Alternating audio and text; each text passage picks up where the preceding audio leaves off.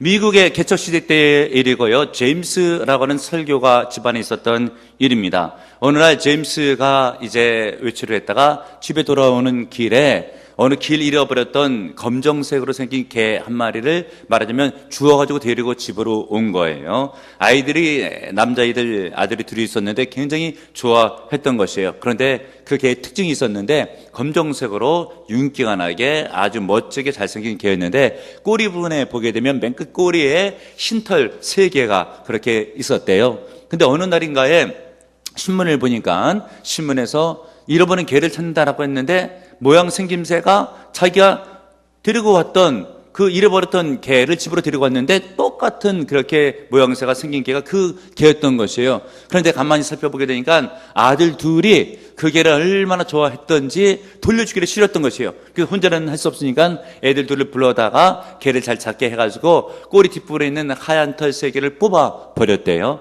그리고 나서 그 주인에게 소문이 들리기를 어느 지역의 농장에 가보게 되면 그 집에 당신 개가 있는 것 같다고 라고 하는 소문이 들려왔어요. 수습을 해가지고 주인이 그 집에 제임스 집에 찾아갔죠. 찾아가 보았더니 아니나 다를까 자기가 맞아요. 개가 그냥 반가워하면서 주인을 알아보는 거예요. 그러면서 이거 혹시 죽은 개는 아니냐고 우리 집에서 길렀던 그 개 같다고 라고 하니까 이제 제임스가 이야기하기를 당신 개는 그 신문에 보니까 꼬리 끝에 흰털 3개가 있다고 하지를 않았냐고. 그러면서 이제 꼬리를 보여주니까 뭐 흰털 3개 뽑았으니까 털이 없잖아요. 하는 수 없이 그 개를 찾지 못하고 주인이 그냥 돌아가 버렸습니다. 그리고 나서 오랜 시간이 지나고 나서 제임스가 그때를 회상하면서 이런 말을 남깁니다. 나는 그때 그 당시에 개는 얻었지만 아들 둘은 잃어버렸다 라고 하는데 아들 둘의 이름이 어떻게 되냐면 프랑크 제임스와 그리고 제이시 제임스라고 하는 당시에 미국에서 유명한 악당 2명이에요. 여러분 무엇이겠습니까? 부모는 자식을 위한다고 한 일이 결과적으로는 자식을 망친 일이 될 수가 있는 거예요. 여러분 명심하셔야 됩니다. 우리가 자녀를 위해서 한 모든 일들이 다 자녀를 위할 것이다 라고 하는 생각이 자칫 잘못될 수가 있습니다. 그럼 여러분 부모가 자식을 어떻게 양육해야 될 것인가? 믿음으로 양육하시는 은혜가 있기를 바랍니다. 오늘 성경 본문을 보게 되면 아버지와 그리고 한 귀신 들린 자식의 얘기가 나오고 있는데 아버지의 믿음을 따라가지고 결국 그 자식이 예수님에 의해서 고침을 받습니다. 여러분 믿음이 중요한 것이에요. 자녀를 믿음으로 양육하는 은혜가 있기를 바랍니다. 그 귀신 들렸던 자식의 상태는 어떠했는가? 오늘 본문에 있는 17절에 보게 되면 아이가 말 못하기에는 귀신이 들렸다라고 하고 있죠. 즉 벙어리 귀신이 들린 거예요. 무슨 이야기인가? 귀신 들렸다는 어떤 이야기인가? 여러분 마귀의 아류 가운데 귀신이라고 있어요. 이 귀신은 절대 사람 죽은 영혼은 아니고요. 마귀의 아류입니다. 타락한 천사들 가운데서 그렇게 마귀로 어떤 귀신으로 전락한 무리들이 그렇게 존재하고 있어요. 그럼 귀신이 사람 몸에 들어가서 압제하고 그를 통제하게 되는데 귀신도 여러 종류가 있는데 오늘 본문에 있어서는 말을 하지 못하게 하는 귀신이 그 아이에게 들어간 거예요. 그리고 그 아이가 갑자기 벙어리가 돼서 말을 하지 못하고 있는 것이죠. 그리고 여러분 오늘 18절에 보십시오. 어떻게 심하게 고생을 하고 있는가? 귀신이 어디서든지 그를 잡으면 거꾸러져서 거품을 흘리며 이를 가며 그리고 파리에 지는지라. 그리고 어떤 일이 또 있었는가? 21절 이하를 보세요. 예수께서 그 아비에게 물으시되 언제부터 이렇게 되었느냐 하시니 이르되 어릴 때부터니이다. 귀신이 그를 죽이려고 물과 물에 자주 던졌나이다. 자칫 죽을 뻔한 일들이 자주 있었다라고 했던 것이에요. 누구에 의해서? 귀신이 그를 장악하고 귀신 들렸기 때문에 아이가 어떤 때는 죽을 만한 위경을 만나고 어떤 때는 거품을 흘리고 늘 언제나 말을 하지 못하는 그렇게 아주 불쌍한 상태 가운데 있었습니다. 근데 여러분 이 원인이 어디 있다고요? 귀신의 역사 때문에, 마귀 역사 때문에 그렇게 되는 것이에요. 근데 여러분 오늘날도요 마귀의 역사입니다. 세상 공중권세를 잡았다고 성경 이야기해주고 있어요. 즉 세상의 문화와 또한 세상의 예술을 장악하고 있는 거예요. 그래서 여러분 인터넷도 보게 되면 물론 인터넷에 좋은 이야기도 많이 나오지만 영적으로 좋지 못하고 선치 못한 일이 굉장히 많이 인터넷에 돌아가고 있고요. 음란물도 굉장히 많이 있습니다. 그래서 사회적으로 유해 요소들이 세상 위에 보면 곳곳에 있어요. 그 뒤에는 마귀가 도사리고 있는 것을 우리가 깨닫고 여기서 대처해서 승리하기 위해서는 믿음이 충만할 때 가능하다라는 것을 깨닫는 여러분들 되시길 바랍니다. 오늘 성경 본문에 있는 아버지는 충만한 믿음으로 자식을 주 앞에 맡기게 되므로 예수님의 은혜와 능력에 의해서 축기가 되어서 그 아이가 온전해졌습니다. 좀 더 구체적으로 자녀를 위험 것을 건진 오늘 본문에 있는 아버지의 믿음은 어떤 믿음이었는가 라고 살펴보게 됐었을 때 참 사랑의 마음을 아버지가 가졌어요. 자식을 건지는 믿음은 하나님의 사랑이 있어야, 참 사랑이 있어야 건질 수 있다는 것을 깨닫는 은혜가 있기를 바랍니다. 오늘 성경 본문에 있었던 같은 내용이 마태복음 17장에 등장하고 있는데요. 이 17장에 있어서는 아이가 간질 증세를 일으키고 있는 것까지 기록하고 있어요. 그러니 여러분, 이 아이가 말도 못하죠. 간질 증세를 일으키죠. 불에 막 들어가서 죽으려고 그러죠. 막 물에 빠져 죽으려고 하죠. 이 아버지의 마음이 얼마나 솔깃하겠습니까? 그런데 이 아이를 고치기 위해서 생업을 다 뒤로 하고 이 아이를 고치려고 백방으로 뛰어다니면서 의사, 유명한 사람이 있으면 찾아가 보았지만 다 고치지 못하는 그런 때에 들려지고 있는 소문이 있는데, 예수님이란 분이 계신데 그분은 능력이 있으셔가지고 소경이 눈을 뜨게 해서 보게 줄 뿐 아니라 귀머리 귀도 열어서 듣게 해주고 말 못하는 병어리도 듣게 해주신다고 하더라 라는 소문을 듣고 이 아버지가 그럼 예수님을 만나서 내 자녀를 좀 맡겨보아야 되겠다라고 하면서 예수님 앞에 찾아갔습니다. 그래서 마태복음 17장 14절에 보게 되면 이렇게 기록되고 있죠. 한 사람이 예수께 가서 꿇어 엎드려 이르되 주여 내 아들을 불쌍히 여겨 주옵소서. 여러분, 이것이 아버지의 마음이에요. 자식이 잘못되면 어떤 수를 써서든지 백방으로 다니서라도 결국은 내가 자녀를 위해서 그 문제를 해결시켜 주겠다라고 하는 그 마음, 이 마음 하나, 사랑의 마음을 갖고 예수님 앞에 나아가게 됐을 때 우리 예수님께서 그 마음을 보시고 자녀를 온전하게 고쳐준 줄을 믿으시는 여러분들 되시길 바랍니다. 그러면 여러분, 집안의 자녀를 양육하다 보면 자녀에게 문제가 생기는 경우가 얼마나 많이 있어요. 예를 들면 질병으로 시달릴 때가 있잖아요. 그리고 어떨 때는 공부에 문제가 생길 때가 있잖아요.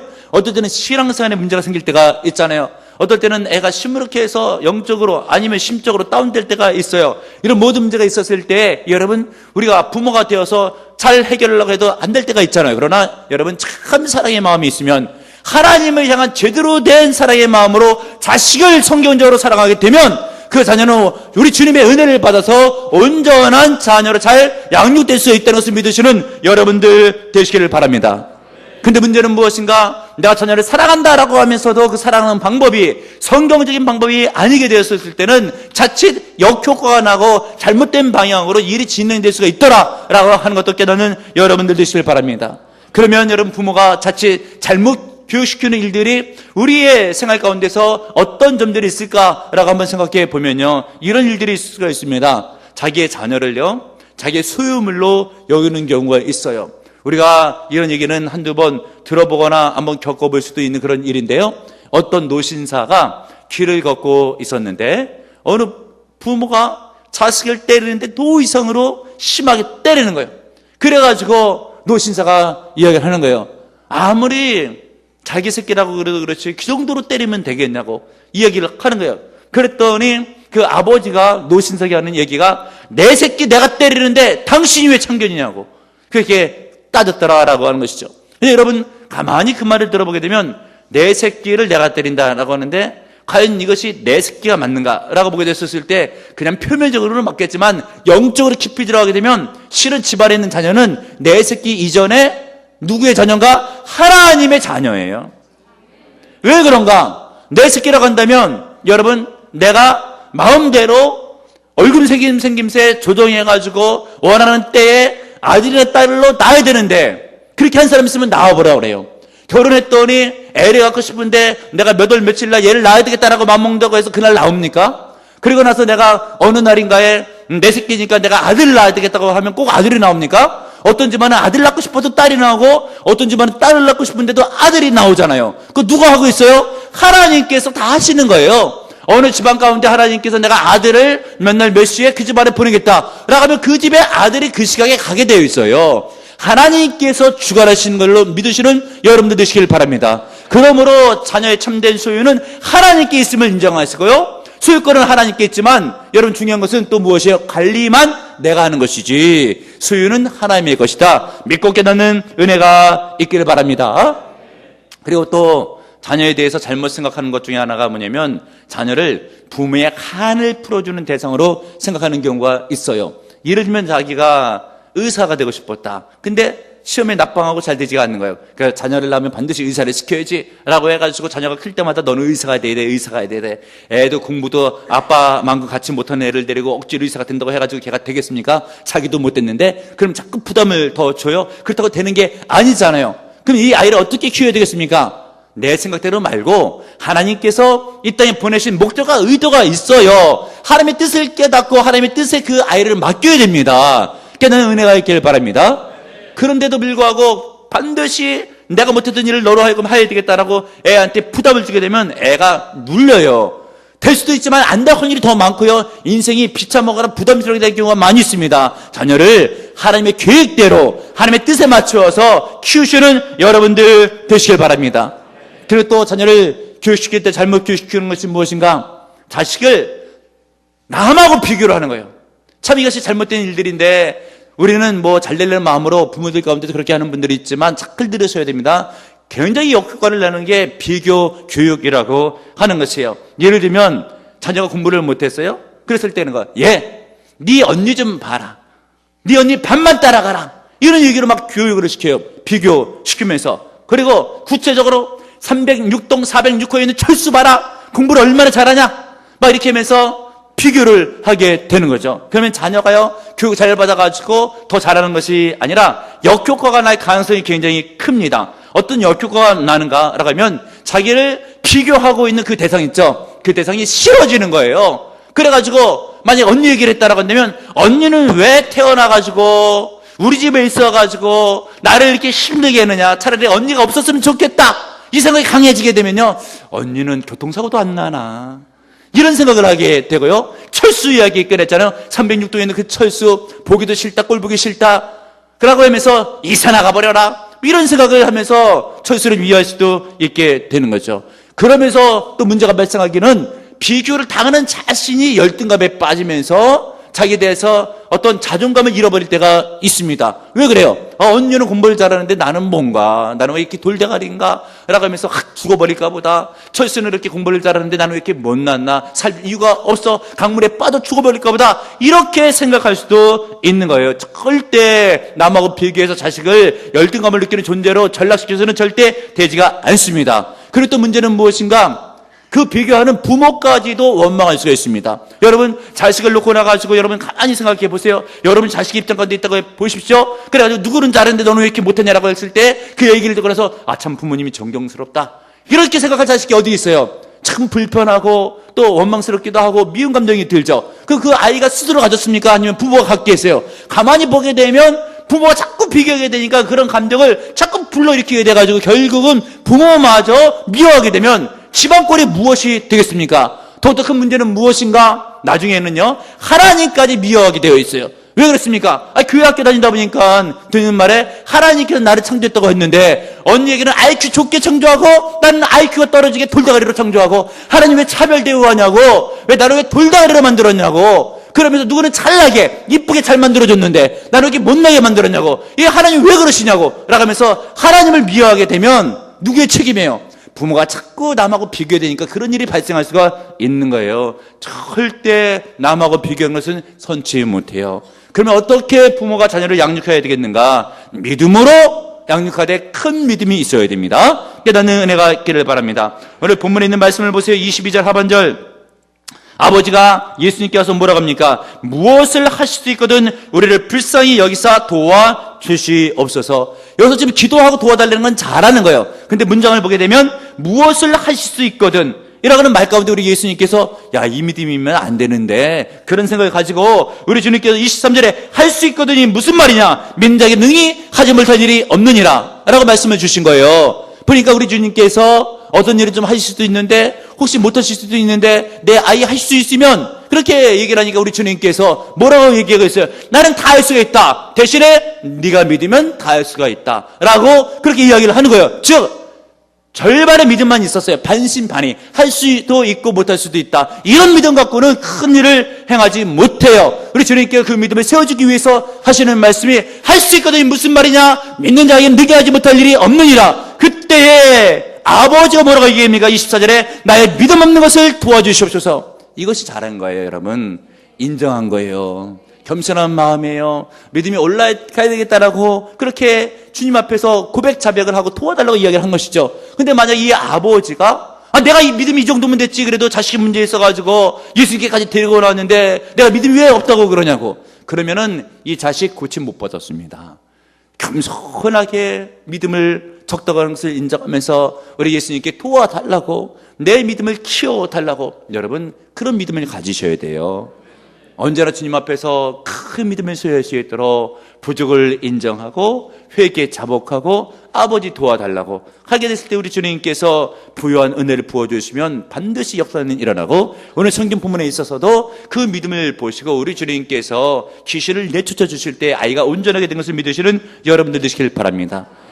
부모의 신앙이 온전해야지, 믿음이 커야 자식이 제대로 된 방향으로 하나님의 은혜를 받고 역사가 일어날 수가 있는 것이에요. 하나님은 교회를 통해서 자식에게 복을 주기를 원하시는데, 교회 학교 교육을 통해서 훈련 인재로 양성하기를 원하시는데, 부모가 믿음이 결여돼가지고 하는 이야기가 야, 너 좀 교회 좀 그만 가라고, 공부 좀 많이 하라고, 그런 얘기를 할 수가 있어요. 자식을 위한답시고. 근데 하나님의 뜻은 뭐예요? 교회를 통해서 복을 주겠다는 것을 우리 주님께 마음 먹고 있는데 그것을 깨닫지 못하는 부모가 있을 수가 있다고 하는 것이죠. 우리 주님께서 어떨 때는 자식에게 기도의 능력을 줘가지고 인생을 복되하기를 원하시는데, 월서 새벽 예배가 되게 되면 자녀들 다 데리고 나오라고 교회에서 강조하잖아요. 기도를 배우고 은혜를 받게 하려고 하는 것이죠. 그런데 어떨 때는 그런 얘기를 할 때가 있어요. 새벽에 일어나서 나오려는 애 보고, 야, 오늘은 너 보니까 피곤해 보인다고, 좀 내가 대신 기도할 때 너 잘하고 해가지고 애로 하여금 기도를 못 배우게 하고 기도의 능력을 체험하지 못하게 해서 애 인생을 부모가 막을 수가 있는 거예요. 우리 하나님께서는 어떤 때는 주의 종으로 하여금 설교를 통해서 믿음을 돈독하게 집어넣어서 믿음의 역사를 일으키는 인물로 만들어주기를 주께서 원하시는데, 집에 돌아와가지고는 예배 마치고 나서 자식을 물러나 놓고 한잔의 이야기가, 오늘 목사님이 설교하시는데 이것저것을 대면서 좀 이상하지 않았냐? 라고 하면서 이야기됐을 때 자식 교육을 다 망쳐요. 하나님께서 믿음의 역사를 일으키라고 하는데 부모가 믿음이 적으니까 역사가 일어나지는 않는 거예요, 여러분. 자식을 위해서라도 부모의 믿음이 커야 됩니다. 깨닫는 여러분들 되시기를 바랍니다. 이스라엘 야드 베셈에 가게 되면 유대인 학살 기념장이 있습니다. 거기에 조각이 하나 있어요, 정원에. 이런 제목이 붙었어요. 마지막 행진이라고 하는 제목이에요. 여러분, 유대인들이 나치에 의해서 가스실에 들어가가지고 얼마나 많은 사람들, 600만 명이 학살을 당했잖아요. 그런데 그 조각가의 집안에도 그런 일이 있었던 것이에요. 어느 날 엄마가 아이의 손을 붙잡고 이렇게 이야기를 하는 거예요. 엄마는 지금 가스실로 끌려간다. 너 이제 마지막이다. 엄마가 너를 데리고 가면 너도 같이 죽는다. 그렇기 때문에 엄마가 너를 두고 가는데 너를 버리고 가는 것이 아니라 하나님의 손에 너를 맡기고 간다.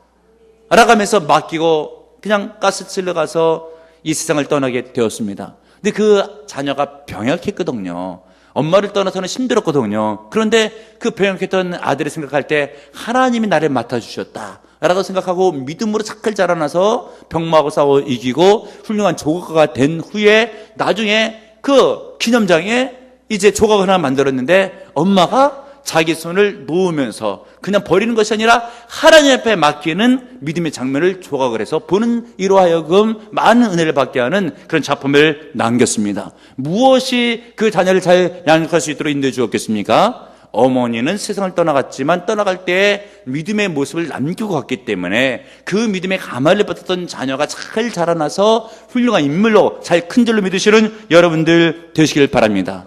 유대인들은요, 자식 교육을 믿음으로 시켜요. 그래서 자식들이 착할됩니다. 우리 하나님께서 그렇게 하라고 성경에 우리에게 명하셨잖아요. 특별히 어느 성경이겠습니까? 신명기 6장 4절에 있는 말씀, 이것을 들으라 라고 하는 쉐마의 말씀이라고 하는데, 이스라엘아 들으라. 우리 하나님 여호와는 오직 하나님 여호와시니 너는 마음을 다하고 뜻을 다하고 힘을 다하여 내 하나님 여호와를 사랑하라. 이 말씀을 잠잘 때나 깨어날 때나 앉았을 때나 일어날 때나 길거리에 갈 때나 밥을 먹을 때나 항상 들려서 자녀에게 이야기해주고 자녀에게 암기하게 해주고 묵상하게 해주게 되면서 자녀들이 하나님을 사랑하는 마음으로 키워주는 거예요. 물론 유대교가 예수님을 주로 영접하지 않았기 때문에 문제는 많이 있으나 성경 말씀, 신명에 있는 말씀을 적용해서 성부에 대해서는 열려져 있어요. 예수님 영접하지는 않았어도. 근데 그런 교육이 이스라엘 백성들을 향해서 하나님께서 너는 자녀에게 교육시킬 때 하나님을 마음을 다해 사랑하도록 가르쳐라라고 했는데 그 말씀을 그대로 유대인들이 순종해가지고 유대인들을 보게 되면 하나님의 큰 복을 받게 되어가지고 로벨상 지금까지 300명이 약간 넘는 사람들 받게 되었는데 그 중에 40%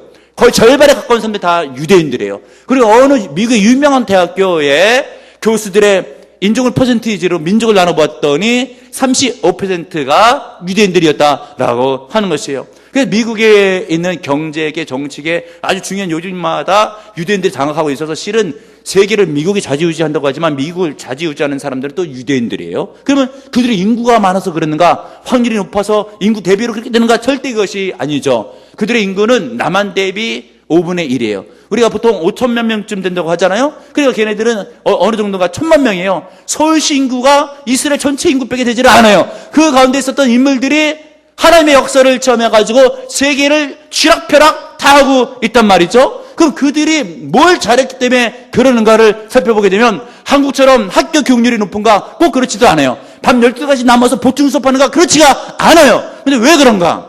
여러분, 말씀으로 양육을 하는 거예요. 믿음으로 양육을 하는 겁니다. 하나님의 사랑을 가르치는 거예요. 그랬더니 하나님께서 그 믿음을 보시고 그 자녀 위에 큰 복을 내려주시고 세계 모든 민족이 뛰어나는 역사를 함께 해주시니까 세계 유명한 인물들이 그 나라에서 나는 겁니다. 여러분, 깨닫는 은혜가 있기를 바랍니다. 자녀를 양육하되 믿음으로 양육하는 은혜가 있기를 바랍니다. 또 중요한 거, 자녀를 양육할 때 부모는 어떻게 해야 될 것인가? 성경적인 부모가 어떻게 자녀를 양육하게 될 것인가? 라고 하는 것 가운데 중요한 것이 기도하는 부모가 되어야 돼요. 깨닫는 은혜가 있기를 바랍니다. 여러분, 제자들이 귀신을 못 든 장면이 본문에 나오죠. 28절을 보세요. 집에 들어가심에 제자들이 조용히 묻자오되 우리는 어찌하여 능히 그 귀신을 쫓아내지 못하였나이까? 29절에 이르시되 기도 외에 다른 것으로는 이런 종류가 나갈 수 없느니라 라고 되어 있죠. 근데 누가 기도했습니까? 마태복음 17장 14절에 보게 되면 아버지가 기도를 했어요. 그들이 물에게 이름에 한 사람이 예수께 와서 꿇어 엎드려 이르되 주여 내 아들을 불쌍히 여기소서 그가 간절로 10일 고생하여 자주 불에도 넘어지면 물에도 넘어지는지라. 기도하고 있는 아버지의 모습이에요. 아버지가 자녀를 위해서 기도했기 때문에 역사가 일어난 겁니다. 여러분이 기도한다고 하는 것은 믿음이 있어야지 기도해요. 하나님께서 내가 기도하면 응답해 주신다, 이 믿음이 있어야지 기도하지. 응답을 안 오게 될 줄을 생각하게 되면 누가 기도를 하겠습니까? 그런데 또 시간을 내야 되잖아요. 기도하려면 시간을 낼 줄 아는 믿음이 있어야 돼요. 기도 응답에 대한 믿음, 시간을 낼 줄 아는 믿음이 있게 되면 주님께 그 믿음을 보시고 역사를 일으키십니다. 여러분, 부모는 믿음이 있어야 돼요. 어떤 믿음? 기도하는 믿음. 누구를 위해서? 자녀를 위해서. 그렇게 적용, 실천하게 되면 하나님의 역사는 반드시 일어나게 되어 있습니다. 여러분, 인천의 주안교회에 안강자 지사님의 이야기인데 잘 들어보세요. 굉장히 은혜가 되는 그런 지사님의 간증인데 이분은 전도왕으로 유명한 분이셔요. 그런데 전도왕으로 유명해진 계기가 자녀에 대한 기도 응답으로 그렇게부터 시작해서 그것이 전도왕으로 유명하게 되었는데, 여러분, 이분이 얼마나 많이 전도를 하는가 하면 가장 많이 전도했던 때는 1년에 10,000명 가까이 전도한 때가 있어요. 몇 명? 10,000명. 놀라지도 않아. 10,000명이라고 하는데요. 10,000명이라니까 10,000명. 우리 교회 그런 사람이 한 명 있다. 한 명이 있다. 10,000명을 1년에 전도하는 우리 교회는 1년 뒤 대형교회입니다. 한 사람 때문에 10,000명을 전도하니까 어느 정도로 전도하는가 잘 들어보세요. 이분이 전철역에서 어느 청년을 전도하는데 예수 믿으라고. 그러니까 쳐다도 보지도 않고 듣도 않고 그냥 가는 거예요. 막 붙잡고 예수 믿으라고, 예수 안 믿으면 지옥 간다고 하니까 이 청년이 화가 나가지고 그 아주머니를 구타했어요. 아주머니가 뭐 힘이 있어요? 넘어졌죠. 넘어졌는데 또 구두발로 밟고 가는데 사람들이 말리지도 않아요. 왜냐면 그 전철역에 유명한 깡패래요. 그러면서 그 안강자 스님한테 얘기할 때 그 사람은 깡패니까 상관하지 말라고 하면서 택시 잡아 태워가지고 집으로 보냈대요. 전도하다가 그런 일도 생기는 거예요. 그랬는데 몇 날이 못 돼가지고 일주일쯤 되었을까요? 그 청년이 어떻게 알았는지 그 안강자 스님이 전화를 한 거예요. 그런데 협박 전화를 한 것이 아니고 무슨 전화를 했냐면, 내가 많은 사람들을 때려줬는데, 그런데 때리고 나서 후회한 적이 없는데 아주머니 때리는 것은 내가 정말 잘못한 것 같다고. 내가 그날 밤부터 지금까지 일주일 내내 잠 한숨도 못 잤다고. 자꾸 잘라 그러면 아주머니 얼굴이 막 아른거리고 떠오르면서 예수 믿으라고 하는데 정말 나 죽겠다고. 아주머니 믿는 예수는 내가 믿어야 내가 살 것 같다고. 그래가지고 결국 교회에 등록해서 예수를 믿고 신학을 하고 필리핀에 가서 선교사가 됐는데 김기영이라고 하는 선교사님이래요. 그렇게 깡패를 전도해서 은혜가 임하겠던 그 안강자 스님의 이야기, 그 해에 얼마나 많은 사람을 교회에 등록시키는가 데이터가 나왔어요. 9,546명. 어마어마하죠? 9,546명. 한 해에 교회를 등록시켰는데 9,546명. 여러분, 그런데 이 전도는요, 잘 들어보시죠. 이제 성령의 능력으로 전도해서 이런 역사가 일어나는 거예요. 여러분, 그런데 어떻게 해서 이런 일이 생기게 되는가? 원래 이 안강자 스님이 예수 믿는 집안이 아니었어요. 남편은 더합니다. 그렇게 해서 자녀가 현세하고 있는데 애가 어렸을 때부터 이 호흡기 질환을 달고 살아요. 병약해요. 근데 어느 날인가에서는 누군가가 이제 친한 이웃집 사람이 전도를 했어요. 예수를 믿으시라고, 애도 고침받을 수가 있다고. 그러니까 내가 애 못 고치면 못 고쳤지 절대 교회는 다니지를 않겠다고. 그러면서 집에 돌아와가지고 남편한테 똑같은 얘기를 하게 되니까 남편이 잘했다고, 우리 집안은 절대 교회를 가서는 안 된다고 하면서 맞장구를 치더래요. 그런 집안이에요.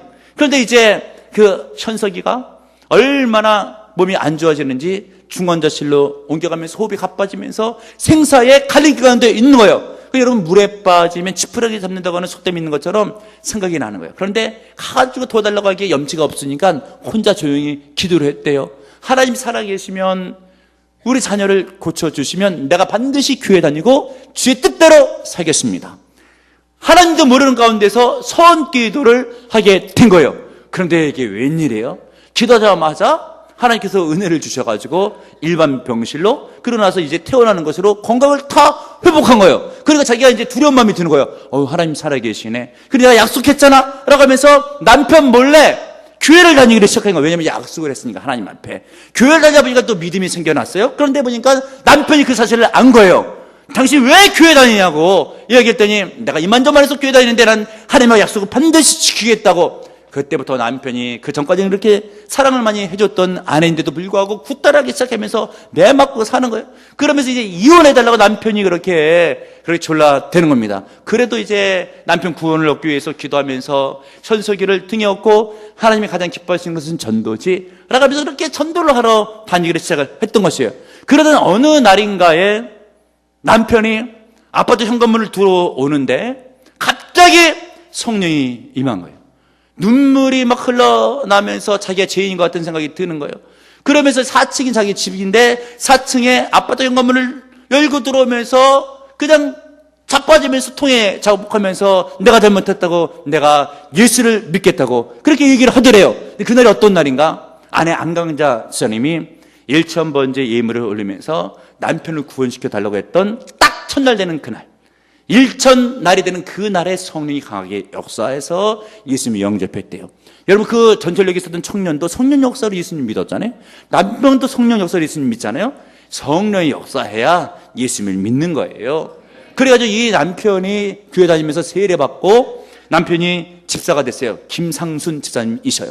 근데 이제 건설회사를 하고 있었던 분이신데 회사 이름도 바꿨어요. 다윗건설이라고.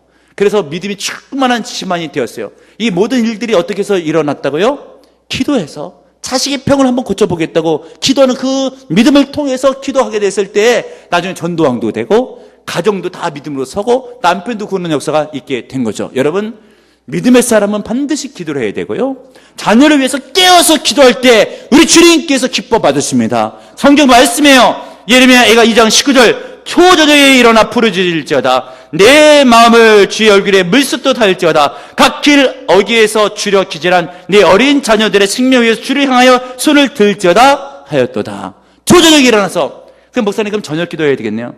모르시는 말씀이에요. 여러분, 성경 말씀을 보게 되면 창세기 1장 5절에 되면 뭐라고 되어 있어요? 저녁이 되며 아침이 되니 이는 첫째 날이니라 라고 되어 있어요. 그래서 성경을 보게 되면 이스라엘에 따지는 하루 개념은 언제냐면 저녁부터 시작해서 그 다음날 저녁 때까지가 딱 하루 개념이에요. 근데 이것을 한국 사회, 교회에 적용시키다 보면 우리는 첫날을 언제부터 시작해요? 아침에 해 뜨면 첫날이 시작됐다라고 보잖아요. 새벽 시간이에요. 이 말씀을 적용하게 되면 새벽에 깨어 일어나서 자녀를 위해서 기도할 것을 성경은 말씀해주고 있습니다. 부모가 이 정도의 믿음은 있어야 자녀를 잘 양육하고 성령이 그 기도를 들으시고 그 기도를 인도하시고 역사해 주시면 우리 하나님께서 자녀의 문제를 해결시켜 주시고 자녀에게 은혜와 복을 부어주시면 세계 모든 민족에 뛰어난 자녀로 클 수가 있어요. 그렇게 되기 위해서 부모의 믿음이 커야 돼요. 부모가 하나님을 믿어야 돼요. 성경의 은혜를 충만히 받아야 돼요. 기대의 사람이 되어야 됩니다. 이런 믿음으로 자녀를 양육하심으로 자녀가 복되시기를 주님의 이름으로 축원합니다. 주님 감사합니다. 오늘도 주의 말씀 듣게 하시니 감사드립니다. 내 집안에 있는 자녀는 내 자녀 이전에 하나님의 자녀인 줄을 믿는 믿음에 갖게 도와주셨고 예배로 맡기며 하나님께 맡기며 기도로 맡기며 말씀으로 맡겨 양육하게 됐을 때 그 자녀가 세계 모든 민족에 뛰어나게 될 줄을 믿습니다. 특별히 보라비전교회는 인재를 양성하는 그런 교회인데 장차 우리 교회 가운데서 주님의 큰 일꾼들이 나오게 도와주셨고 각 가정의 자녀들 가운데서 그 일꾼이 배출되게 됐을 때에 세계적인 정치가 세계적인 기업가 세계적인 재벌 세계적인 학자 주여 쏟아져 나오게 도와주시옵소서. 세계적인 목사 세계적인 선교사 나오게 될 줄을 믿습니다. 세계적인 책인 나오게 될 줄을 믿습니다. 은혜를 부어주시옵소서. 그렇게 되기 위해서 부모가 믿음을 제한하지 아니하고 큰 믿음으로 또한 말씀으로 양육하게 도와주심으로 그 인재가 양성됐을 때 내 자녀가 그 자녀가 되게 도와주셔서 세계 모든 민족에 뛰어나 하나님의 영광을 위해서 쓰임받게 도와주시고 이를 위해 부모는 깨어 기도하며 귀에 맡기며 큰 믿음으로 나갈 때 이루어지며 성취되게 도와주옵소서. 가정의 자녀마다 잘되게 하시고 교육부서마다 잘되게 하셔서 자녀들이 믿음으로 자라나 하나님의 일꾼으로 훌륭한 인재가 되게 도와주옵소서. 건강의 복을 내리시고 믿음의 복을 내리시고 지혜를 내리시고 주여 붙잡아 주옵소서. 축복하며 예수님의 이름으로 기도합나이다. 아멘.